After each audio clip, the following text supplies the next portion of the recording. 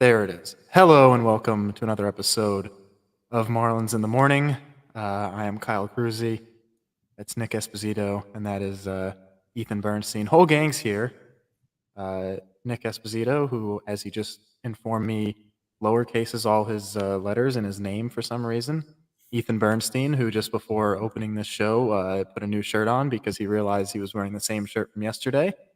Had to toss that in there. We're all here, though. For some reason, we decided to all show up after a sweep, a negative sweep, that is, the Marlins falling to the Pirates. We're not going to talk much about this game, are we? You know what? I'll admit, Happy Easter. I did not watch this ball Happy game. Easter. Happy Easter, anyone.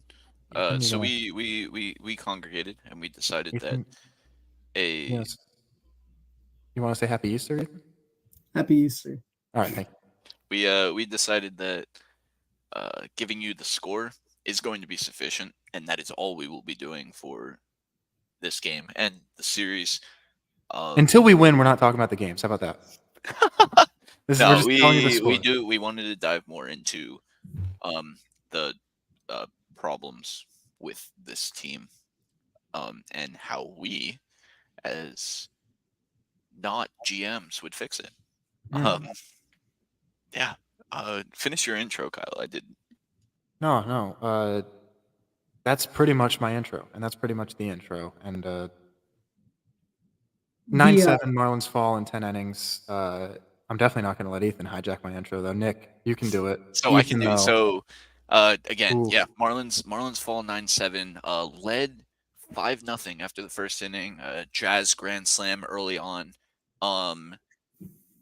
Even in And Nick that's all we're Gordon, saying. That's all we're going to say. That's it. even in Nick Gordon game tying pinch hit home run, in the ninth was not enough momentum wise to kind of swing this game. So the fish fall, fourth game in a row.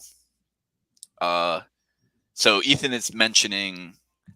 So we talked about this a little bit before the show. Ethan tweeted out on his personal Twitter that he was going to jump in the pool if Jazz hit a grand slam, which is cool and all. I have nothing against it. No, like that plays for me, right? My problem with it, however, is he records himself jumping in the pool, not fully clothed. He's in a bathing suit, prepared to jump in the pool. I can pull it up. I understand. No, I think no, you no, have to pull it no, up. no, no, no, no, no. Stop, please. Thank you. So you tweeted out. You tweet, if Jazz hits a grand slam here, I'm jumping in the pool. Probably watching from your pool deck. Yes, here's the tweet. Presumably from your pool deck, you are fully prepared to jump in the pool. It's not at all believable to me. It's not a heavy I task don't. to jump in the pool I when you're next to the pool. You're prepared to go in the pool. If this was Jazz Grand Slam and I'll jump in the pool fully clothed, I'm not changing. I'm super excited about the Grand Slam. But what I see here is that you were either prepared. There we go. You were either prepared beforehand to go into the pool, and you were like, "I'm going in anyway. Might as well get some clicks for it, right?" Or you saw the Jazz Grand Slam, didn't get excited to just go straight into the pool. You needed to go and change out of your presumably Marlins jersey or Marlins apparel and then jump into the pool in a very staged fashion. So I do have no, you cannot defend yourself, because we're going to move on and talk about the Marlins about this. This is my segment. Thank you. Give me some analysis on the pool jump, though. I got the mic. Doesn't matter to me. We're moving on. We're moving on. Moral of the story is this is a very staged tweet. This is a very staged sequence. And next time I want more authenticity. That is, if Jazz ever puts one out and it's Grand Slam again, we don't know if that'll be the case. We're moving on. That is all. Let's talk about the fish. I gotta say something too. No. This is regarding the same thing. Ethan, you claimed that you were not next to the pool. Is that correct? Where were you? Correct. I was sitting right here. And you were the show, watching the game. Okay. So this is social media guy Ethan Bernstein, by the way. Yes. And I want to ask you, in your role of social media guy today, during the game, how many social medias did you do?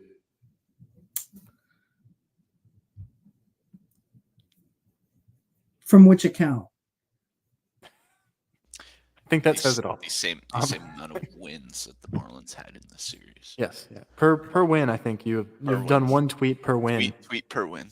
The Marlins are Well, that's just today, opening day. It's a lot easier when I'll be there tomorrow. But. Nonetheless, we have some Marlins, unfortunately, to talk about. They lose game 4 of the set. What do we kind of see? What do we need to see moving forward from this team so that the season doesn't just spiral into nothingness, into disarray, into Kyle, what are you looking for? What do you kind of see early on? If you're talking about keeping the season from disarray, I would say magically heal the entire starting rotation that's hurt. Either that or pull a Space Jam and convert their powers into the actual rotation that we're looking at right now. Because that's gonna, and we'll talk about the bullpen a little bit more. That's gonna bleed into the bullpen, I think, and not put you in a situation where you have to call a guy up and then throw him 80 pitches in the opening series, which is not a situation you want to be in before, I don't know, July at any point, having to do that. Health is a big issue, and we knew it coming in, and the offense didn't overperform, and we lost a couple close games, and this is where you are when that happens. This is a few things all put together. That's how I see it. I mean, Ethan, you got any ideas on how to fix this? From the pitching standpoint, what do you kind of see on the staff? From the pitching standpoint, I mean, I think the pitchers have had to throw a lot of extra pitches in the innings, and part of that can be attributed to defense. It was a great jump in the pool. It was a really good jump in the pool. It was so good. It was really good. And anyways, full speed from my room to the pool. But, Nick doesn't believe me. No, but, having to throw extra pitches in the inning. I'll highlight, the second inning today where, Trevor Rogers did allow some singles, and you're able to work around that.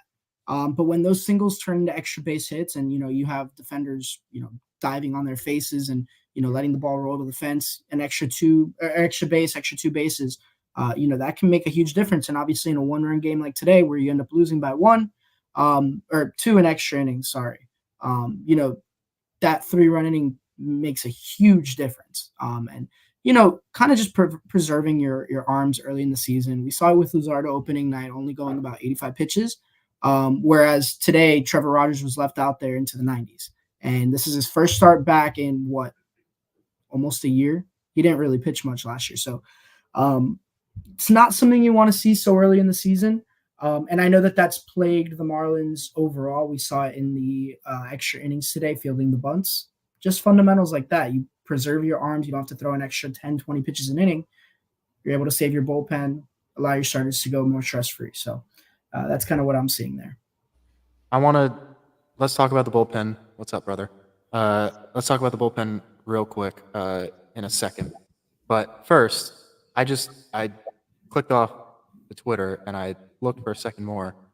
Ethan, what do you have to say about the juxtaposition of these two images? This image and this first tweet. So for our listening audience, first of all, for the listening audience, sorry about the pool splash, but it was a good jump into the pool. I'll just give them that.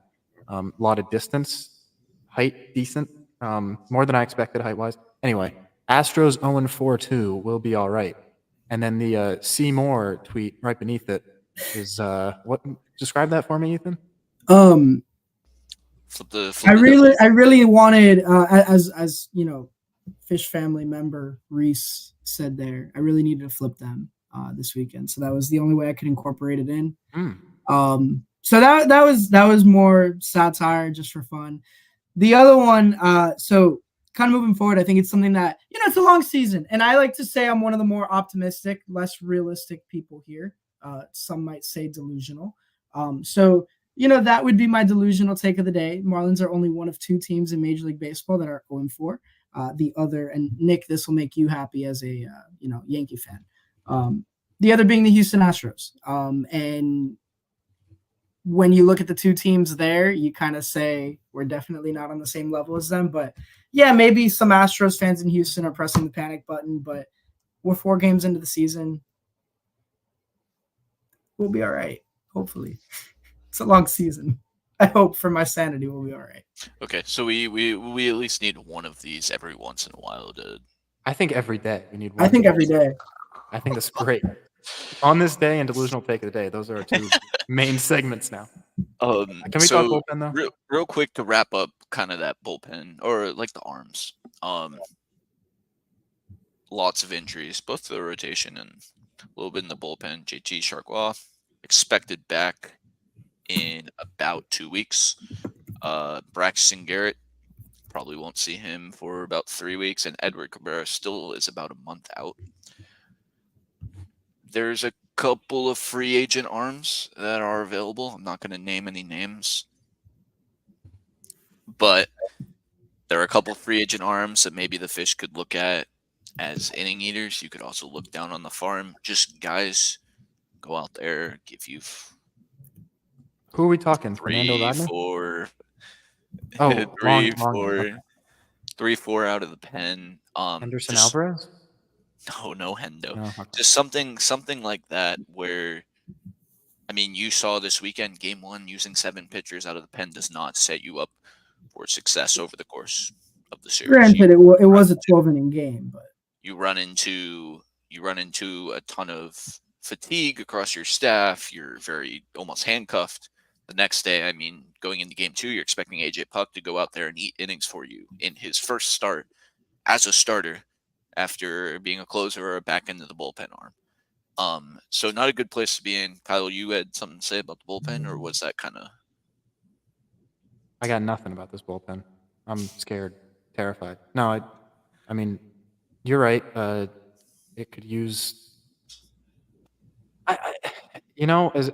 As much as I want to agree with you, yeah. I mean, we could obviously use an innings eater right now. I think it's at this point. I want to say it's structured in a way that I think they built the bullpen in a way they wanted to. I think it's just the weakness of the rotation that's going to drag it down. I think it's solid enough to be, a competitive bullpen. But I mean, looking at these names outside of, Sixto is in the bullpen, which is a weird situation and all. I like what I saw out of Cronin in this series overall. I mean, we'll see what we get out of Tanner Scott, Nardi, Bender. I almost want to say that this is more on the. It's definitely on the rotation, whether that's injury wise or just, I mean, the Puck experiment. It's not off to a great start. So the combination of that, and then you go and you have to lean on your bullpen more than you would like. That's not a good product to go out and either go 2-2 in a series or try and win a series. The reality also is, I mean, you also have 3 guys in the rotation that are a little bit of an uncertainty. Max Meyer, who we'll touch on it a little bit later on, but he's making his first start coming off of Tommy John. He hasn't pitched in 2 seasons. You have Trevor Rogers, who barely pitched all of last year. You have AJ Puck, who, yeah, I mean, it's his first start as a converted, reliever into a starter. And Ryan Weathers as well. You're kind of banking on him to have a huge season after a great spring and a good end of the season last year. But the only guy who's really proven in this rotation is Luzardo, and that's kind of a shift from where the Marlins have been the past few years, where the starting pitching has been their strong suit. So. Just real quick, we're not going to really talk about the offense because they've all had 15 at-bats or so. Just want to talk about this one thing. In game 1 of the series, Luis Arraez, if he can get on base one time, the Marlins probably win, and we had a few chances to walk it off in that game. I did miss this game, but I'm sure if a couple guys have good days, I don't think anybody had more than 1 hit. A couple guys have good days, you're probably talking about another win. Yeah, If this team's 2-2, are we looking at things? So we talked early on. We talked early on where if Marlins lineup puts up 5, 6, 7 in a game, those have to be games that you win. I think the problem isn't necessarily how many runs they're putting up. It's the fact that you put up 5 in the first and not much after that. It's Ethan makes a good point. Marlins have yet to hit the 10 hit mark in a game. It's just very inconsistent, and we'll see that not only game to game throughout the year, but within games. You can have a 10-run inning or 10-run inning, 5-run inning, and then go quiet the rest of the game. And if you're off, or if your staff isn't going to, if they're going to let the other team kind of chip away, and you're not scoring and extending that lead, adding some insurance, you're in for a long couple series, long year. If we want to look at we alluded to the Yankees earlier. So this is a little bit with John Birdie. Mhm. You would bring up the Yankees. All right. Yep. The defense has been quite not subpar for the Marlins, but very average. And there's some not even above average plays, but almost I'd say routine. below. I'd say Think below below average. I'm talking about. really- I'm saying like routine plays that, like, Ethan, you mentioned earlier, would make Trevor Rogers' life easier.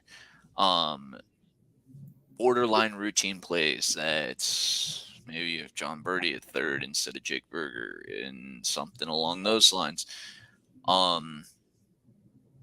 What do we kind of need from a defensive perspective for the Fish, and is that anything worthwhile? I think one of the things that a guy like Birdie brought to the table, he was, great as a role player, as a utility guy, but as a late inning defensive and speed replacement. And I think you can kind of have that with a guy like Vidal Brujan, who can play both infield and outfield. And I think one of the things that also makes it hurt a little bit more that Dane Myers is stuck in AAA is the fact that he could also be one of those guys that can play infield, that can play outfield, that can provide a little bit of speed, a little bit of pop in the order. And that could be something that the Marlins could work on. I mean, today, look, you were stuck in the 10th inning. You had Jake Berger playing first base, and, fantastic player, but they were talking about on the broadcast. He said he had played second base more in his life than first base. So having that, late in a game where, the other team's going to lay down bunts and you need to have that situational awareness, it's kind of tough. You're put in a tough situation, and the Marlins pretty much depleted their bench. I think they did at some point use everybody on their bench today. So something like that is something that should probably be addressed and could save you, moving forward. I mean, John Birdie made a fantastic play today for the Yankees that pretty much saved their game at third base. So, it's something that they should address. I didn't need to hear that, Ethan. Come on. I had to bring it up because it was only gonna, help my point here. Is that real? Yeah. Well, Vidal Brujan almost had a very similar play. It was just, Berger wasn't able to get his foot to the bag. It was an excellent defensive play. I'm not sure if that ended up making a huge difference in the game, but still, stuff like that could be of help. And we saw it. The Birdie, you're talking about the Birdie, or yeah. are you talking about Brujan? I'm talking about, the Birdie one clearly made a difference. I'm talking about the Brujan one. Yeah. And that wasn't his fault. That was, he made the play, made the throw. It was, a fantastic play. It was just, on the first baseman side that the issue arose. But I mean, we saw it with De La Cruz. If that happens in the 7th, 8th, 9th inning rather than the second inning, you're gonna feel it in the second inning, but you're gonna feel it a lot more if that happens later in the game. Let me just say, you see a defense like this. It happens nowadays in baseball that you have guys playing, Jazz is a center fielder. We don't really talk about this much because he's looked solid this year and he's kind of held into it. This is a very bad defense that's based on circumstances. Typically, when you have a bad defense like this, we've seen it with the way the Phillies built their roster. It's because your offense rocks. And when the offense doesn't rock either, those defensive problems, they really tend to show themselves. And people don't love it too much when that's an issue. Yeah. I agree. Well said. That offense has not been anywhere near, but we've already touched on that, so we won't dive too much into it. So we have, I believe, 2 Marlins comments that Kyle hasn't heard yet. I'm not sure. I heard about the Jazz one. So you heard I about the don't Jazz know. one. Ethan, have you heard about the Jazz one? I did hear about the Jazz one. Okay, well, stay off of Twitter. It's Easter. So I missed a lot. I know, First no, of I all, know. I So apologize. we're gonna go Avi first. Avi had a home run today. I not gonna speak for you two, but I don't think that changes much for me or for majority of the Marlins fan base. Slight bump. Maybe He minuscule. needed. It was nice. It helps. Yes, it helps. But so Avi to the Miami Herald. It's a long quote. I can read. So we want to have results. I want to have results. Last year I was hurt. This year I'm healthy. Every time they Does put me have. in the lineup, please don't interrupt Avi. Sorry, that was Thank me. you. That was my bad. Last year I was hurt. This year I'm healthy. Every time they put me in the lineup, I want to do my best, of course, but it's not good for players to hear that the first at bat of the season, I strike out and they boo. That's not good. I don't like that. It's the first time in my career that's happened. Fans are fans. The game looks easy from the stands. I understand it, but it's not fair. So I don't think he said anything wrong there. I mean, that's kind of the situation. We all understand it. Should the fans be booing? That's a question for each individual fan. If you're fed up with a guy, you can boo. I don't know. I don't think I would have booed if I were there. Ethan, did you boo? How about let's do that. Did you boo, Ethan? You boo? okay, All right. so Well, I don't remember who I saw it from, but this isn't a guy that was just acquired in free agency. This isn't a guy that was just acquired at the trade deadline. This is someone who was bought in. This is his third season to be productive in the middle of the Marlins lineup. and he's the highest paid player on the team. And he's the highest paid player on the team. He has not done that. I understand, and I think we all understand what hearing boos would do, and to a degree, I sympathize with Avi that, like, yes, I only heard cheers. you were putting in the work, and you go out there, and to a degree, you're not necessarily given a chance. But I don't think you can say that, like, yes. So this was before the game. This was pregame. This came out about 8 hours ago. We're recording at 9. So this was presumably pregame. So this is before the home run. You haven't done anything yet. That's something that you can think for yourself, and that can be a sentiment among the players in the clubhouse. You don't necessarily want to put that out there that, hey, like, I don't think you guys should boo. If you don't think the fans should be booing you, I understand, like, it's tough to hear and all that. But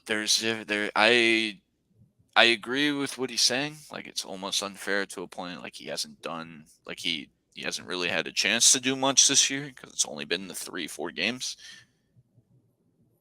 But I don't know if that's something that will help improve the situation. I don't know if it's something that, like, by saying it and by putting it out there, that's going to change anyone's perspective more so than producing and whatnot. I don't want to get too in the weeds on this, but I do want to hear what Ethan has to think. So, because you've been very vocal about Avi, especially last year. Where are you at right now? Home run today. Home run today. It's great and all.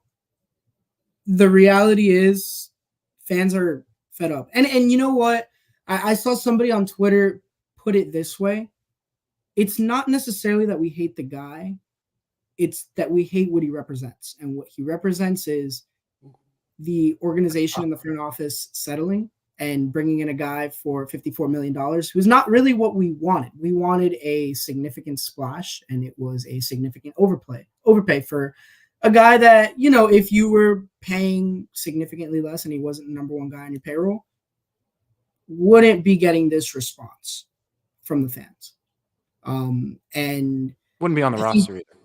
Wouldn't be on the roster, yes, but I'm saying if he wasn't taking up, you know, that much money, I don't think the fans would be as frustrated as if they, kind of the way they are now, because he's also taking away at bats from guys like Dane Myers, Troy Johnson, sitting in Jacksonville that aren't able to, start or continue their big league careers and provide value to the organization. It's something that, yes, you hit a home run today, and yes, the fans are going to be happy regardless. And I think I spoke a little bit out of frustration on Thursday when I said when he came up with, the chance to end the game in extras and win it, that we would have still booed. No, at the end of the day, we want him to succeed because he is a Marlin. At least the true Marlin fans think that. And, yes, he, for $54 million, if he's producing, we wouldn't care. We wouldn't bat an eye. But he hasn't been. And it's not year one. It's not year two. It's year three. So, yes, you could be putting in the work in the offseason. You could be representing all the right things. If you're not doing on the field, like, we're fans of the team. We want to see the team win. And if the team's not winning, we're going to be upset. That's kind of the way that I feel about it. So, I do feel bad for the guy, but at the end of the day, I'm a fan of the Marlins. So I want to see the Marlins do well. And I want to see the players on the team do well. And if they don't do well, I'm going to get frustrated as a fan. And I think that's where a lot of fans are at the moment. So that's fair. Yeah. What did Jazz say, though? I have more of a problem with what Jazz said than what obviously. All right. So, as you guys know, they opened the roof. A rarity in Marlins Park. I don't know the last time it was open on Sunday. I think it's the first time since ever, 2011. Yeah. So, obviously we see on TV the shadows to a degree are a problem. You see that across every ballpark. So Jazz says what? Wait. So Jazz says the stadium plays a little bit of an issue just because of the way it's built. So Jazz says we're not used to playing in shadows. We normally play inside every day. When we get a shadow for 3 out of 4 games at home for the first time this season, it's kind of hard to adjust to. We're used to the roof being closed and being able to see every at bat. What do you think? I thoughts? I don't like it. I understand, like, the shadows are a problem, and the shadows are tough when you're facing, like, Chapman. yeah. And I did see that, like, the hits for the first 4 innings were different than the latter 4 or the latter 5, and, like, that kind of correlates with the changes in the shadows or changes in the lighting. But the shadows change for both teams now. And I understand, like, yes, you're used to the stadium being closed, or you're not necessarily used to, like, playing in the sun at home, right? Jazz has played road games in his career now, right? And, like, I understand. I understand, like, it's similar to the Avi thing where it's like, if you want to have this to you among the clubhouse, sure. I don't think it's the best look going to your fans and saying, "Yeah, we just got swept." I don't like the shadows. I don't think I think the shadows were tough to adjust to. You could spin that, you can have that thought, and you can say, "Hey, we didn't make this adjustment. We'll need to improve upon it." Or, "We had to do this and we're not used to it, but it's on us." To blame the shadows and to blame the fact that, hey, we haven't played with the roof open at home from your franchise guy. I don't think it's an accountability. Like, I don't think it's taking accountability in the best way. Stuff along those lines. I think there are better ways to go about saying something like that, like saying that the shadows had an effect. So, can I jump in here? You can. I think we're probably spending 5 minutes on this when we don't really need to. I think he was frustrated after the game. Oh, I agree. Everyone's got to write down the thing. So part of what I'm saying is frustration with the fact that they're 0-4. I mean, I came into this call and was like, I don't want to talk about the game. I don't want to talk about the series. I want to talk about everything that I'm disgruntled with. And I think you guys see that, and I think it's the same case with Jazz. Yeah, I Game don't 4, by the way. game 4. Oh, He's yeah. Jazz will send out a tweet later saying, "Don't freak out till game 40." So It's funny because he was it last year or 2 years ago that he sent that that was out? last year. It was last Yeah. year. If the Marlins and I forgot this stat, if the Marlins win tomorrow, they will have the same record that they had last year, the same record that they had in 2022, and the same record that they had in 2021. It's been not that 2021 and 2022 are anything to relax about; those were bad seasons. They underperformed quite a bit. Yeah, we could be in the same spot for the fourth straight year, and it feels like the sky is sort of falling. And Right mind now. you, it could be the other way around. Look at the Pirates last year, starting 20-7 and 20-9. 29, and look where they finished. So Very let's true. let's not let's Do we want to? maybe Yeah. keep Do we it want to to do some? predictions. Yeah, just the predictions. as a fan, Right, I do so- hope the roof is open tomorrow night. What do you think, Kyle? So we'll recap just real quick. Tomorrow, Max Meyer versus Chase Silseth, and good luck tomorrow pronouncing that on the broadcast. I mean, that's an insane name, Silseth after Chase. It's his first start of the year. I can't believe that that's real. Angels are coming to town. Oh, hold on, we got one more. What? Ethan, you really wanted this one, so here we go. The Mike Trout tweet that comes every time he travels with a little Miami. We don't get to see that one very often. No, pretty cool to see. it might be the second time or third time Mike Trout's come to Miami. So It's been a no while. Ohtani. So the He'll Marlins be will here see in him more September. often now, right? Yeah. Yeah. Of course, Ethan knows that. We got a Dodgers fan and a Yankees fan in here. Good Lord. But yeah, that's tomorrow. Max Meyer for the Marlins, Chase Silseth.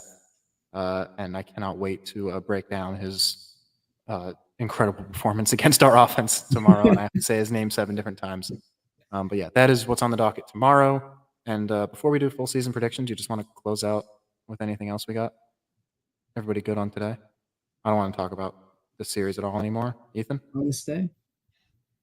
you good? It's after. On this day? Oh yeah, on this You day. don't want We're to All right. on the topic of the Marlins. Good call. Mm. On We this have day, to. let's Yeah. find it. On this day, it was opening day 2011, the Marlins' last opening day at Sun Life. I think it was Sun Life then, right?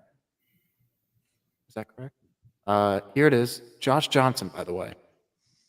No hitter into the 7th. Do you remember that? I don't remember this at all. Josh Johnson. don't Don't nod your remember. head, Nick. You were watching the Yankees game. I'm just kidding. I think we were at that game. I think we went. I came back down to South Florida, and I think Nick and I were actually at this opening day. It was the last. It was the last. They had those last little one at Sun baseballs they Life, were right? giving away. Yeah. I don't think I made it to Day. that. It was that closing day. But fun stats. Was that the Hold one? on. Was that the one where I was in the newspaper? No, that was 2009. The Emilio That was, Bonifacio yeah. inside the Parker Hanley Correct. Grand Slam. And we started 11-0. 11-0. But on this day, Giancarlo Stanton, I think this is his first opening day start because he got called up in 2010. Mike. This was Mike Stanton at the time. You're right. Yeah, Mike Stanton. Let's see, 1 for 2. I believe he had a double. Any home runs? John Buck home run. Logan Morrison home run. Remember Lomo? That was John fun. Buck Grand Slam, if I'm not mistaken. Oh, John Buck Grand Slam. I think I It looked saw like you're right. somewhere today. Jazz, his Grand Slam today was the first time since John Buck's Grand Slam in 2011 that a Marlin had hit a Grand Slam for the first home run of the season. There we go. Oh, it was Yeah. the first home run. Oh my goodness. Yeah, we didn't have a home run the first 2 games. Jeez. Yeah, look at that. We tied it right in. All right, that's on this day in 2011. Marlins beat the Mets 6-2. Congratulations to the 2011 Marlins. Josh Johnson got the win. Yeah. So season predictions. So do This we is just where- want to do? Do we just want to do quick division winners and then the Marlins? Like where do we have the Marlins finishing? Yeah, I mean, well, 2 of us can bring up our gorgeous. Yeah, we spreadsheets. don't have to. We don't have to talk about Ethan's. It's fine. We don't have to talk about Pull Ethan's up, because pull up mine first. he didn't send it in. Yeah, he What- didn't. what's that about, I'll go Ethan? first. I'll go first. I'll go first. Nick doesn't want to let you talk and defend. No, I'll go yourself. first. I'll let you. Go for it. All My right, Nick, go season ahead. prediction- Ethan doesn't want to defend himself. I'll go first. You want to pull up mine real quick and then Oh yeah, I got you. Just by the way, this is going to be the most realistic of the Marlins predictions. Well, we don't know that because by the time Ethan sends it in, we might have the full season standings already pulled up. 2024. These might be mine. Are these gonna be That's mine? fine. If you accidentally pull up yours first, that works. Whoops, my bad. The Marlins won the World Series. I'll go first, I guess. These are my predictions. All right, Blue Jays win the AL East. Everyone's hating on me for that. Everyone believes in the Orioles. I got them coming in fourth, 80 and 82. Down year for the O's. Calling it. Just let me do my thing. Let me be. Twins win the AL Central. That's pretty realistic. You guys can see that. I don't think Plus, anyone else in the AL Central is trying to win the AL Central. So I don't even. But the Twins could still lose the AL Central if you've been watching They the AL could. Central the last couple of years. Nobody just wants to win at all. I think the Guardians are trying to win. Tigers started with a sweep this year. Well, I did my predictions before the opening series, Ethan. So Well, I don't get the advantage of foresight. The AL West, I have the Houston Astros. We'll do our award winners in a second. NL East, I have yours truly, the 0-4 Miami Marlins, who, I mean, by the end of the week, I don't know if we're going to be able to accomplish 91 wins if we won out the rest of the season. I have the Chicago Cubs winning the NL Central by 2 games, in fact. I put all the win totals if you're watching the video version of this, if you can squint really hard and see it. And I have the Los Angeles Dodgers, shocker, winning the NL West. Nobody wins 100 games in my prediction, by the way. that's a shock. This is a very competitive MLB fake world that I have created. And my champion is the Marlins because it's a little facetious, but you know what? I believe. Let me believe in the fish. Sometimes we win. Every once in a while, the Marlins just win a World Series. So let me have that. I have us beating the Blue Jays. I do have the Blue Jays winning the ALCS, which may be a little more realistic, but like we said, the AL East is competitive, so who knows? Those are my predictions, though. Ethan, you wanna verbalize all your division winners? Is that what we're gonna do? Yeah, I mean, next? mine are pretty status quo. I have the Baltimore Orioles taking the AL East, followed by the Twins in the Central. And I'm surprised you didn't take them. I got the defending champion Texas Rangers, taking the AL West. Houston got off to a rough start. I got them taking the first wild card in the West. Also have Seattle sneaking in there at the number 2 wild card, and I got faith in them. The Toronto Blue Jays at the number 3 wild card. I think they could have a sneaky season. I don't think the rest of the AL East is particularly strong. Besides the Orioles, that's my bold take. I number 1 Yankee hater here. Okay, can I finish Can I do my predictions? Huh? You can wait until I'm done. You don't have any. I have them here. I got them listed. How we always do. He does, yeah. It's a my other burning hot audio. take. I got the Phillies winning the NL East. I think this is a year where they finally overtake the Braves. I don't know if the Braves have the pitching to do it compared to the Phillies. I think. No, you keep going, Ethan. Aside from Strider, I don't know. I got the Cubs taking the Central, Dodgers taking the West, Braves at the number 1 wild card. I think the Phillies beat them for the division this year. Giants at wild card 2, and I would love to be optimistic here. I put the Marlins at the wild card number 3. Could see a scenario where they sneak their way in. I'm a believer. I'm a little bit delusional, but it's all right. A little bit. And Nick, you ready? Oh, I'm so ready. He's ready. You good, Ethan? Yeah. Nick's getting upset. I can see it. And it's real upset too. I don't think it's so upset. So I'm gonna put his stuff on the screen before he comes through the monitor. What do you got? So the Marlins are finishing 4th in the division. 75 and 87. They will finish somewhere between that prediction and whoever had lower amount of wins between you two. I believe it's Ethan. You think they beat 75 wins? I took the over. No. What is it set at? 78.5. I think it's under the 78 mark. Uh, I just don't see the consistency on offense, and I think I don't see us getting Yuri back. I think the absence of Sandy will hurt, and yeah, basically the problems that we've seen over the course of the 4-game set is something that I see over the course of the season. I have the Orioles winning the AL East. I have 3 AL East teams because it's that and the AL West are probably the 2 most competitive divisions in baseball. At least from like top to bottom. So I have the Orioles winning the AL East, the Twins winning the Central, and the Rangers winning the West, and then the Yankees, Rays, and Astros in the wild card. And then the Braves winning the AL East, or the NL East, apologies, by 14 games over the Phillies. I think their offense, their lineup is absurdly deep, and I'm not going to talk up the Braves because I'm going to get yelled at for what I will get to in the playoffs. I also have the Phillies making the playoffs as a 5 seed.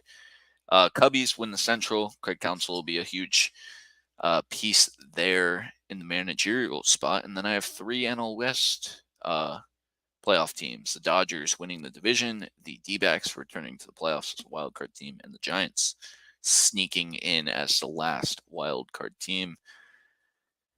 And then my World Series is the Braves beating the Orioles in 6 games. I do think the Braves will return to the mountaintop. I think they were deep enough to win it all, both offensively and, yes, I do think that they have the rotation to get there.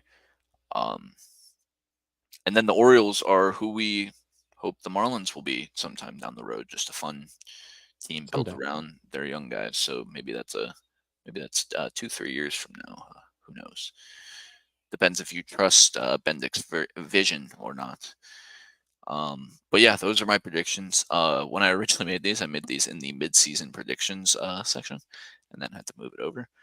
That's just a technical error. But yeah, do you guys have I do the same. problems with me picking the Braves? Is that what you made a face at that, Kyle, and Ethan doesn't like it, but I think it's funny. Mm. That you pick the Orioles and the Braves. Very That's all I got. chalky. You know what? Very chalky. It's Do we have chalky. anything else? Probably right. Do we have anything else? Marlins Angels tomorrow. Marlins look to get off the schneid. Win their This is a first time game. capsule episode, by the way. This is something we open up in July, and then we open up again in October and go, ooh, I was right, and Nick and Ethan were dead wrong, and the Marlins are gliding into October with, I don't know, I don't believe. The Marlins are 0-4. Ethan, we're gonna post the jumping in the pool picture every single time the Marlins win for the rest of the season. Just hope you know that. It's a video more than a picture. Now that I think about it. Anything else we got? Hopefully, All we right. post it tomorrow. Hopefully we talk about the game tomorrow because that means we're winners. And we're going to be on Spotify now too, which is nice because I haven't been uploading on Spotify yet. And that's on me. So happy Easter, everybody. Happy Easter, Marlins in the Happy morning. Easter. I'm Kyle Cruzy. That's Nick Esposito. That's Ethan Bernstein. And go fish. Go fish.